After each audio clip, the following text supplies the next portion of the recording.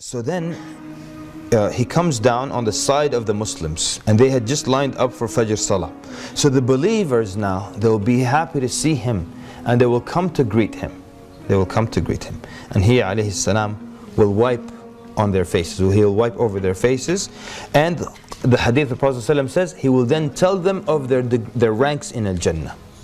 You can just imagine the believers knowing these hadith and knowing about Isa alayhi salam returning, and now here he comes. They see him come down with two angels. They rush to him now and they greet him, and out of rahmah, the scholars say, out of rahmah, he wipes their face and he tells them their place in Jannah. He wipes the next one, tells them his place. It's a very beautiful scene, yani, if you can picture it.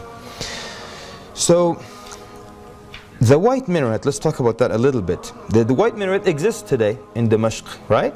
In Masjid al-Amawi. You actually, if you Google White Minaret, that will be the first thing that will come for you. In the search, the first thing you will get, if you Google tonight White Minaret, you will see what it looks like. And even though like there are white minarets in the Masjid al-Nabawi, but this is the first one that will come to you.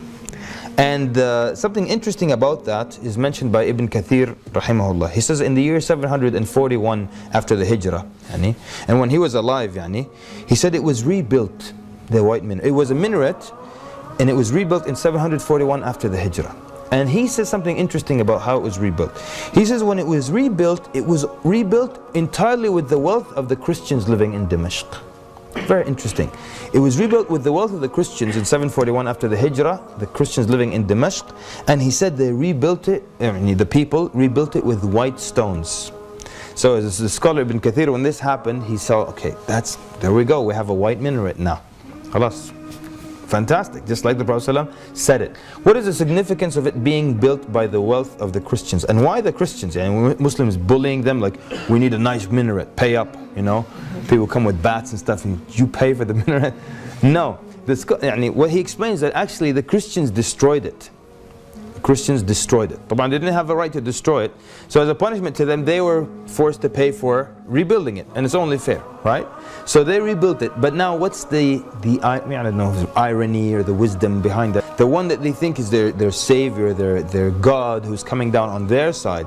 He's coming down on the side of the Muslims at a site that they paid for, the landmark. I think it's beautiful. It is beautiful.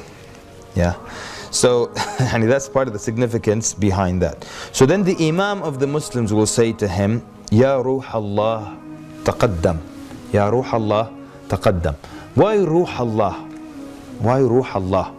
We know what Ruh means, and now you're attributing it to Allah. They said the idafa is for tashrif. When you attribute it, idafa, when you attribute it to Allah, is to honor Him. To honor Him. Not because, any claim of divinity or one-third Godhead or any of that, but to honor him. He says, Ya Ruh Allah taqaddam. And the Ruh, or also the reference to Isa alayhi salam as the kalima, the word of Allah, and even in the Bible they say the word, right? So as Muslims, how do we explain and why does it make sense that he is known as the word of Allah? Because in the hadith the Nabi ﷺ says, وَكَلِمَتُهُ أَلْقَاهَا إِلَى مَرْيَمَ, and his word which he cast down to Mary. So the word, because Isa alayhi salam, how was he conceived?